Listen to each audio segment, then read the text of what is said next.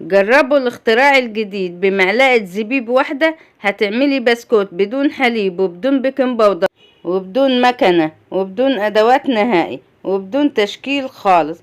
تعالي جربي الاختراع ده، بسكوت بصراحة تحفة. هتشتري الكيلو ب1000 جنيه؟ لا، تعالي هخليكي تعمليه ب50 جنيه وبمكونات اقتصادية. بصولي على الجمال والتحفة، وهتنسيلي البسكوت والغريبة والكحك، هتنسي اي طعم اكلتيه قبل كده من نواعم العيد. تعالي جربي الاختراع الجديد للعيد وادعيلي ان شاء الله. انا هدى ودي قناتي. لو اول مرة بتتابعيني يا ريت نعمل لايك ونعمل اشتراك في القناة. هنسمي الله ونصلي على الرسول وهندخل على قصتنا النهاردة يا زهرة الكون. قصتنا النهاردة بسكوت الجواهر، حاجة كده بصراحة تحفة. اول حاجة، كل سنة وانتم طيبين، وحشتوني جدا جدا جدا، وبقالي فترة يعني ما بنزلش فيديوهات، فانتوا وحشني جدا. هنا معانا في المكونات انا هعمل مقدار صغير، انتوا بعد كده ضعفوا ايه براحتكم. معايا هنا نص كوباية من السمنة، لو عايز تستبدليها بالزبدة مفيش اي مشكلة. هكتب لك المكونات في صندوق الوصف بالكوباية، وهكتبها لك بالجرام.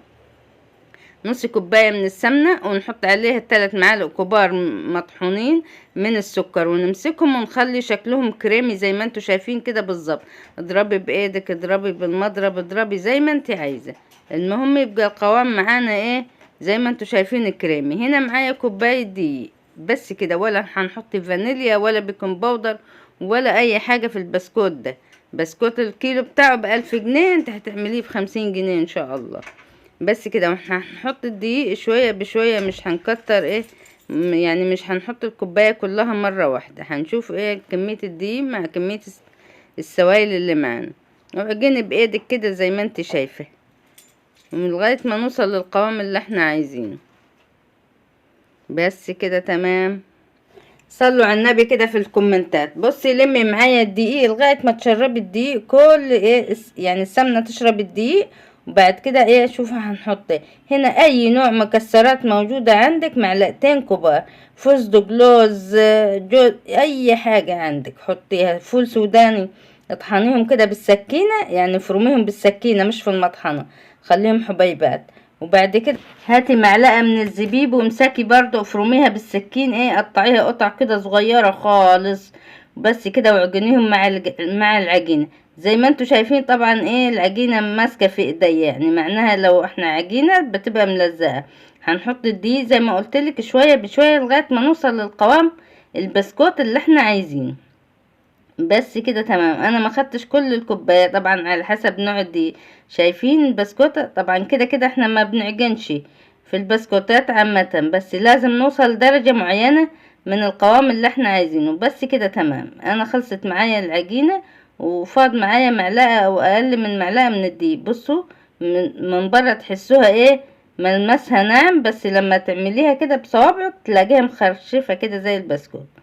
بس كده هنجيب كيس هنقطع على طول طبعا، ولا هنريح ولا اي حاجة، ولا هنجيب مكنة ولا هنجيب قطاعة ولا اي حاجة. بايديكي كده افردي، هاتي كيسين وحطيها بين كيسين، وهاتي النشابة بتاعتك وافرديها مطولة كده، خليها ايه مستطيل، يعني خليها بالطول عشان يطلع معانا البسكوت صوابع صوابع، يعني قد الصباع بالظبط. ساويها اهم حاجة كويس، ساويها بالسكينة، ساويها بايدك. طبعا انا هساوي بايدي اسرع وايه، وهعرف المكان العالي من الواطي زي ما انتوا شايفين. هات العالي في الواطي، وخلي ايه يعني مقاس البسكوت كل واحد، ما تخليش حته خفيفه وحته تقيله، لا، بايدك انت هتعرفي العالي من الواطي زي ما انت شايفاني كده. انا بساوي بايدي بالظبط.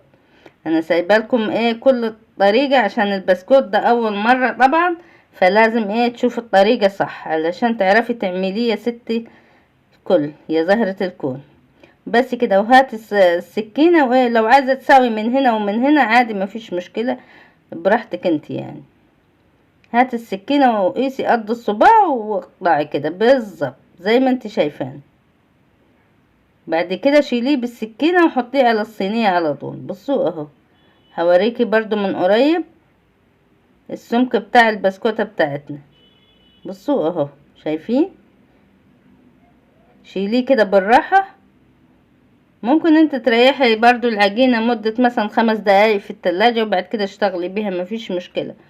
اهو لو عايزة تسويه طبعا حساه طويل شوية ايه قصي منه مفيش مشكلة، قد ما عايزة الصباع قطعيه. صلوا على النبي في الكومنتات. ورمضان كريم عليكم. والله العظيم والله العظيم بحلف لكم وانا صايمة طعمه بصراحة فوق كل توقعاتي، جربوه مش هتندموا. وخصوصا شوية المكسرات ومعلقة الزبيب وديته في حتة تانية خالص. والله العظيم معبق معايا الشقة اول ما خبزته. ديت القطعة التانية زي ما انتوا شايفين بردي بساويها، وهمشيكم كده على السريع. ونحطه في الصينية وهندخله على درجة حرارة يعني 170 180، هيقعد معاكي تلت ساعة ياخد لون من تحت. بعد كده ولعيله الشواية عندك تحت وفوق، شغلي تحت وفوق، هيطلع معاكي احلى بسكوت زي ما انت شايفة. من كتر جماله انا سميته بسكوت الجواهر. حاجة كده بصراحة تحفة واختراع والله العظيم، وطعمه تحفة تحفة تحفة.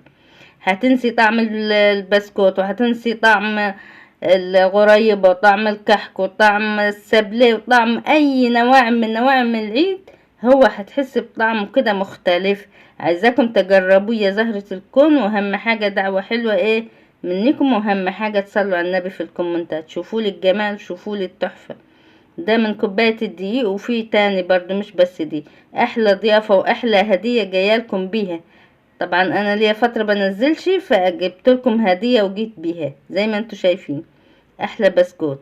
واهم حاجة طبعا الفرن يكون سخن قبل ما تدخلي البسكوت على درجة حرارة 180.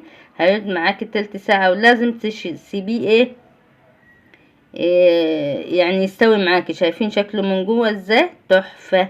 واول ما تطلعيه من الفرن سيبيه يهدى خالص. بعد كده حتى تطلعيه وحطيه مثلا على شبكة على ورق على اي حاجة، سيبيه يهدى 5 دقايق. بعد كده طلعيه من الصينية. ما تسيبيهوش في الصينية برضو عشان ما يلزقش، ما يلزقش معاكي يعني. سيبيه يهدى حتى تطلعيه، عشان هتحسيه ان هو عامل زي النايتي كده ومقرمش وطعمه تحفة.